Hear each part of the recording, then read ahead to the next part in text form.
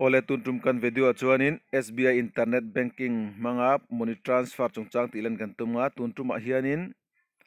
transfer limit hi a maximum engting ka transfer ngal thayang cooling period ha ngai lewin ti kha kan tum don ni sabrin chroma kan login ang hetia limit setar engdo hi app satanga ti thelo wangin chroma tang lungaya online sbi.com kan luta personal internet banking a hian kan kaltoni personal banking a continue to log in kan medlenga ta hianin username password le captcha hi kan chulu don ni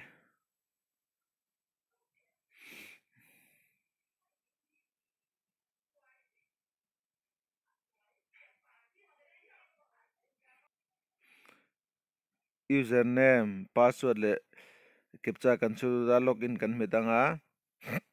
then OTP aron tlenga OTP kan chulu don ni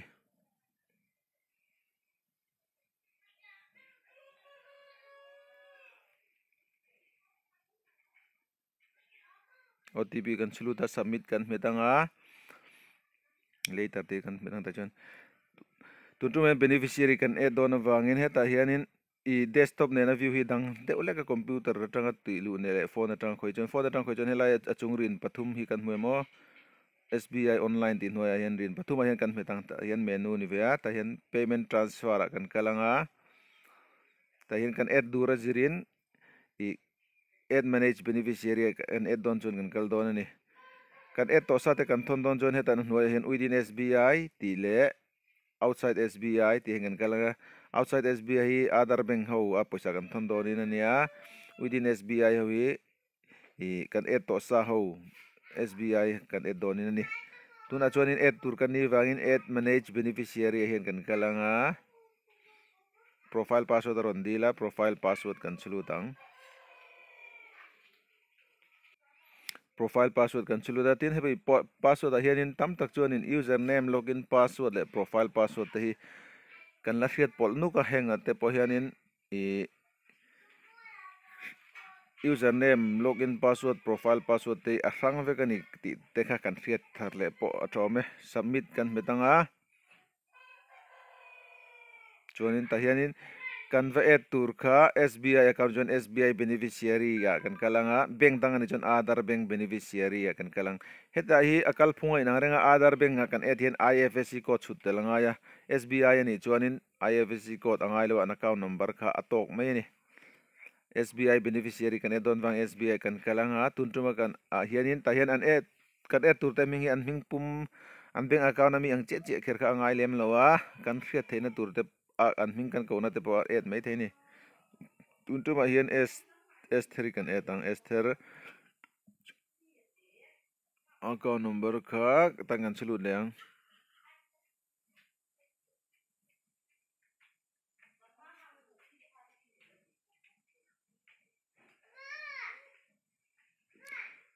te kong ka sa bakat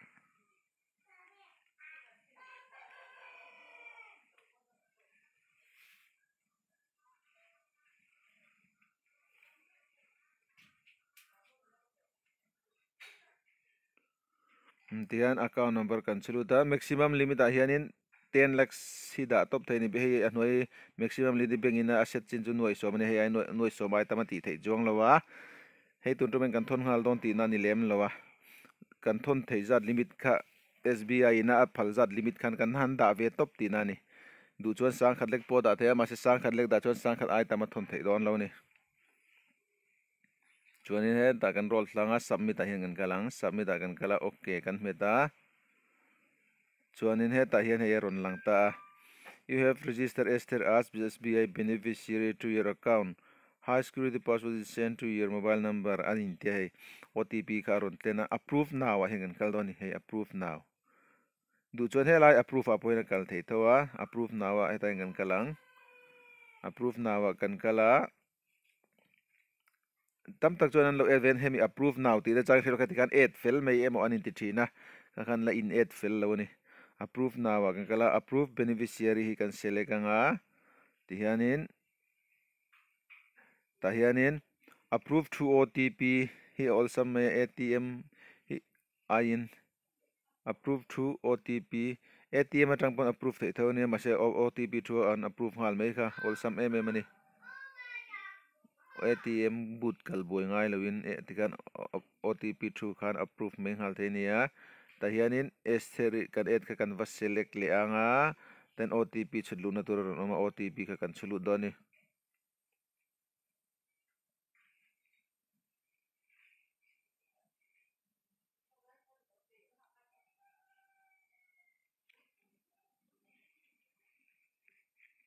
approve akan kalanga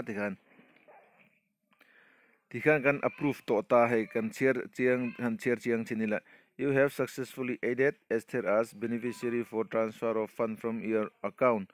The new beneficiary will be activated within 4 hours and the activation will be advised to you through SMS and SMS alert. The total amount that can be transferred to a newly activated beneficiary is 5 lakh during the first 4 days after activation. And if you want to activate the beneficiary instantly, or if you want full transfer limit from inception, you will have to print, sign and submit the branch activation form available through the view tab. Ainte share zo tolo mela tikhanin kan poisa transfer duka engting e khami darkar li le ni li nga kher lo khanin I noi som thleng ka transfer ngal deng ti kha ania chun tahianin asoyang khanin view a hian kan kalang view hi kan medanga chun view kan kalian hei kan trans beneficiary kan eto sa hau te pokaron lang heten kan role pay de wang status zone hangan kaldoni kan beneficiary kan eto sa jo activate intia chuanin tunami ha kan et thara khan hei S3 a khanin branch activation form tilo omta branch activation form en kan metanga okay kan tianga chuanin hei te hi request number SBI beneficiary reference number BAR003800943 hi bank ina mi an lo khriat ve theina turania hei te hi click here to view and print branch approval form te click mai thei ania te kan click and sign anga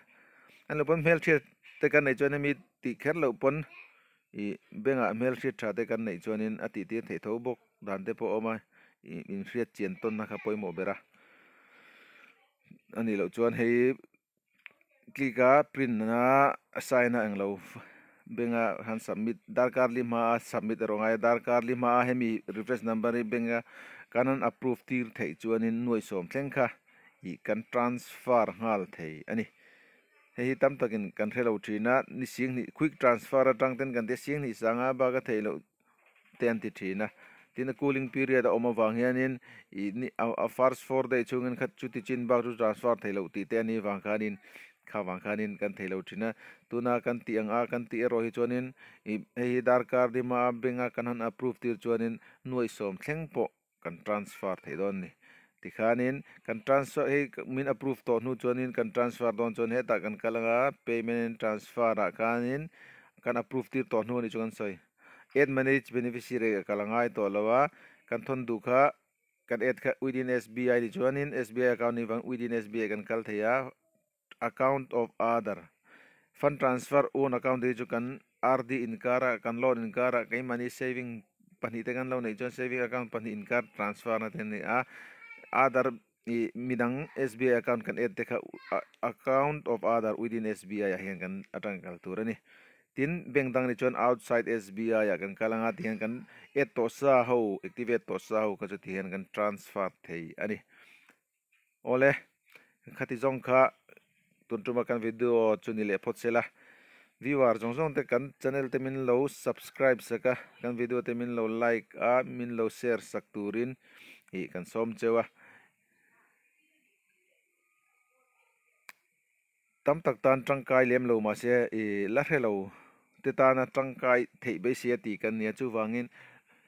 viewer hi an tlem the mang tangkai an tam tok lo don hle ti kha achianga chu wangin kan viewer te tlem za thla kopin tlem thin ma se kan han ti lui ram thina chu wangin khoi takin min lo share sak lampang kha min lo ngai poimo sak le ram don nia ole khati jong khan ni ro se kan lo me